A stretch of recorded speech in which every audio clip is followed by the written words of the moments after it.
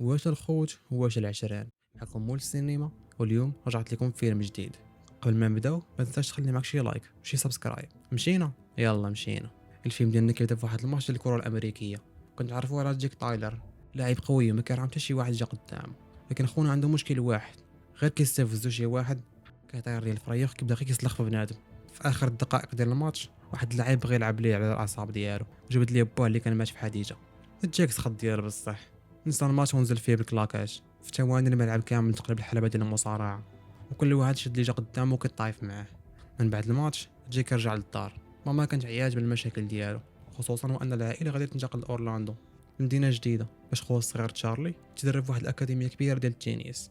جيك كاع ما عجبو الحال، حيت خاصو يخلي صحابو وحياته كامله في هاد المدينه باش خويا يعيش الحلم ديالو. وما كيجمع في الحوايج كيلقى تيشيرت قديم ديال باه، غير شافو رجعت ليه الذكريات اللي كان كيحاول يهرب منها. شد الصندوق كامل وبغى يلوح، حيت بالنسبه لي هذا الماضي هذا دمر ليه حياته.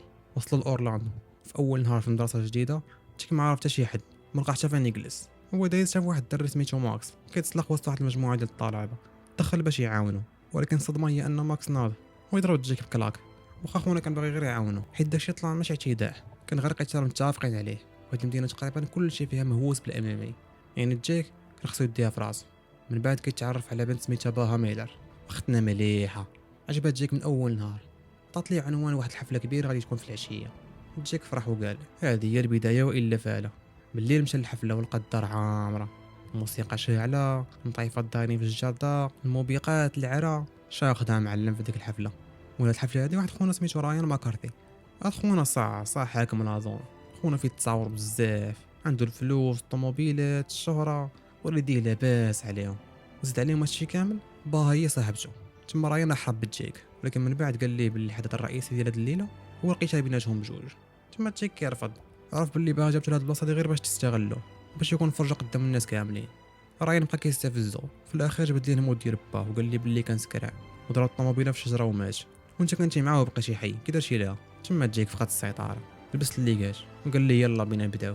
جيك بدا مزيان وضرب رايان جوج ضربات، ولكن رايان عنده سنين ديال الخبره في الفنون القتاليه المختلطه. شد جيك دخل الارض وبدا كيقلب عليه الملاكمه، تمنى كي ركلات حركات الاخضاع. تجي كل مره كينوض رايان كيزيد في النيفو. في الاخير عطاه واحد الركله طايره جاوب بها صاص دوس سالات المضايفه. وتجيك خرج من الحفله ووجهه بحال شي خريطه ديال العالم، كله مفرشخ هو كالعسل. اللي زاد عقد الامور هو ان القيس الكامل تصور وتحط في الانترنت. في النهار التالي المدرسه كامله ولات كتضحك عليه. جاك بقى غير مريح في الدار، بقى باغي يشوف حتى شي واحد. ماكس الدري اللي كان طايح معاه في الاول جا يطمن عليه وقال ليه ما تخليش هاد الهزيمه هادي تساليك اصاحبي، راه انا كيدرب مني كان صغير، انت كتقاتل غير بالغضب اصلا. هو عطيه الفيديو ديال واحد المدرب سميتو جون روك، وقال ليه الا بغيتي تتعلم القتال ديال بصح هذا هو مولاه. جاك في الاول ما بغاش، لكن ملي بقى بوحدو شاف الفيديو عرف اللي خاصو يتبدل ضروري. مشى لاصال وتلاقى بروك، والمدرب غير شاف وجهه عرف اللي جا باغي ينتقم. جا كذب عليه وقال لي غير تضربت مع الباب. اما روكا قال لي يمكن لي بدا المبتدئين، لكن خونا دار فيها فاهم وقال لي انا اصلا نقدر نتدرب مع المحترفين. المدرب قال في خاطره انا خونا فيه تصاور بزاف، صافي دخل معاهم في التدريب. في دقائق قليله تقاد عليه النفس، مابقاش قادر يزيد. من بعد حطهم واحد الدري اللي قصير، جاك حقرو، كان داك القصير شدو ونعسو في الارض، خنقوا بواحد الحركه ديال الاقطاع حتى فقد الوعي. ملي فاق روكا قال ليه عندك العزيمه، ولكن ما عندكش التحكم في التنفس ديالك.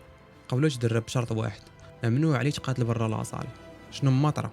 من هنا كيبدا جاك التدريب ديال بصح، كيتعلم كيفاش يتنفس مع كل ضربه، كيفاش يخلط ما بين الكلاكات والركلات، كيفاش يهرب من حركات الاخضاع. كان كيجلس يتدرب حتى من بعد ما كيمشيو الناس كاملين.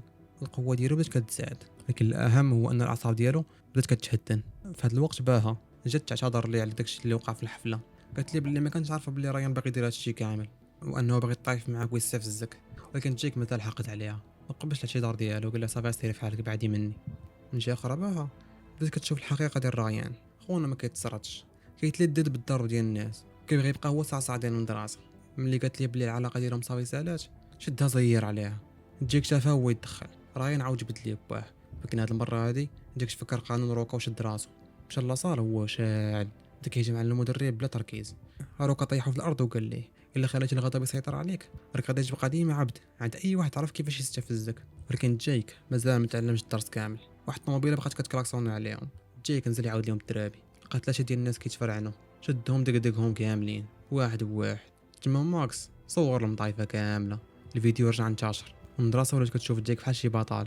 غير هو ملي مشى لاصال روكا شاف يديه وعرف بلي تقاتل برا. ما ناقشوش بزاف، خالفتي القانون ما بقاش عندك بلاصه هنايا، صافي غيرها. جيك حاول يرجع، ولكن المدرب سد عليه الباب، بقى كيتسناه كل نهار حتى كيخرج. من بعد اعترف لي بالحقيقه كامله، قال لي بلي نهار ما جباه كان ضارب على السقف في الشراب وبغى يسوق. جيك كان يقدر يحبس عليه وياخذ ليه السوار ديال الطوموبيل، لكن خلاه يديماري، بغى يدير ليه خاطره. تما الطوموبيله خرجت على الطريق وضربات في الشجره. جيك قدر ينجب حياته، ولكن با ما حالفوش الحظ ومات. من داك النهار هو كيلوم راسو، كيخرج داك الغضب كامل في كل واحد كيجي قدامه. الحاجه الوحيده اللي كتهدنو هي التدريب. روكا فهمو وعطاه فرصه ثانيه. رجع جيك لاصال، هاد المره مابقاش كيتدرب باش ينتقم، كان بدا كيتدرب باش يتحكم في راسو. روكا تا هو يعاود لي على القصه ديالو. كان عنده واحد خو صغير سميتو جوزيف، كان مقاتل محترف بزاف وقوى منه.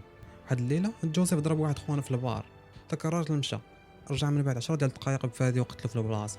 روكا حسب راسو مسؤول على الموت ديال خوه، وهرب من عائلته في البرازيل، وبقى 7 سنين ما شافوهش. جيك وروكا كانوا بجوجهم عايشين مع نفس الحاجه اللي هي الذنب، واحد كيهرب من الموت ديال باه والاخر كيهرب من الموت ديال خوه. مع الايام جيك تبدل، مشى يشجع تشارلي في واحد الماتش ديال التينيس. هادشي كامل على قبل ماما باش يتقاد العلاقه بينه وبينها، حتى من باه اعتذر ليها.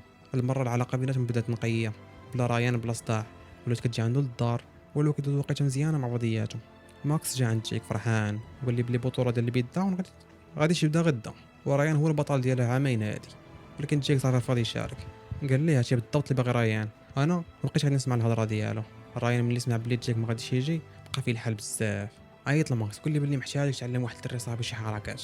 ماكس مشى على النيه ديالو، ولكن ريان دخل واحد البيت وبدا كيدخل ليه شمن كيكلاكات من كيتصرفيق، تخمج ليه وجهه وهرس ليه الضلوع ديالو. كل ضربه كيضربوا فيها تيقول لك الضعب ولي ولدك، عطاه واحد الصلخه ديال الكلاب. من بعد لحقوا قدام الدار ديال جيك وهربوا. ماكس دخل للسبيطار بضلوعه كاع مهرسين ووجهو كاع مدقدق. هنا جيك فهم بلي ريان ما غاديش يحبس. اليوم ضرب ماكس قد يقدر يوصل لباها ولا خوه تشارلي. قرر يدخل البيت داون ويواجه. مدرب روكا حاول يحبسه وقال ليه الا مشيتي ما عمرك ما غترجع للاصال، ولكن جيك جاوبو بلي حتى ما دير والو ضروري غادي يكون عنده العواقب، بحال الليله اللي خلى فيها با يسوق. واخا كان قادر يحبس باه ويسوق في بلاصتو، دار الخطر باه في الاخر مات. نفس القضيه بالنسبه لك نتايا، 7 سنين وانت كتهرب من العائله ديالك ما بغيتيش تواجههم. هاد الهضره ضربات روكا في القالب ديالو، خلات جيك يمشي وقال ليه غير تحكم في الافعال ديالك وما تخليش الانتقام يعميك. في الليل جيك لبس تيشيرت ديال با ومشى للبطوله. البلاصه كانت عامره باقوى المقاتلين، والقانون الوحيد تقريبا هو ما تعض حتى واحد وما تضربش العين ديال حتى شي واحد. جيك وريان بداو كيدوزو من الخصم للخصم. ريان كيربح بالقوه والغرور، اما جيك فكيربح بالتقنيه تيتعلم عند روك. في واحد القتال جيك ضربه قويه للضلوعه ديالو، ولكن صبر وقدر يخضع الخصم ديالو. في النصف النهائي ريان بغى يربح بسرعه ويدخل صبعه في العين ديال الخصم ديالو تحول ليه عينه. الحكم عاق طردو من البطوله. ملي جيك عرف بلي ريان خرج صافي تا هو انسحب، ما فكر جوج مرات. اصلا هو ما جاش على قبل اللقب ولا على قبل الشهره، جا غير باش يوقف هاد الميكرو المقطر على الافعال ديالو. جيك خرج مع باها، ولكن ريان تبعهم بقى كيستفز فيهم. جيك قال ليه نقدر نتقاتل معاك هنايا الا بغيتي، ولكن ما كاين حتى شي جمهور غادي يشجعك ولا يشوفك. اصلا هادشي اللي باغي نتايا، الناس بقاو حاليا فهمون فيك ويصفقوا ليك. ريان ما تحملش حتى ديك الهضره اللي قال ليه كانت بصح، وهجم عليه بكل القوه ديالو. الجمهور كامل خرج من البطوله، شعلوا الضوء ديال الطوموبيلات، والقتال الحقيقي بدا في الباركينغ. ريان كان عارف بلي جيك مضروب في الطلوعه ديالو، كيستهدف نفس البلاصه، راه فوق الطوموبيل وضربوا عاوتاني. من بعد زير عليه من العنق ديالو حتى بدا كيفقد الوعي. ولكن جيك تفكر ماماه تشارلي وكاع الناس اللي عزازين عليه، هدن راسو وجمع كاع داك النفس اللي كان باقي عنده، طبق بالحرف داكشي اللي تعلم في لاصال. 3 ديال الكلاكات، تنفس، من بعد داك القوي للوجه.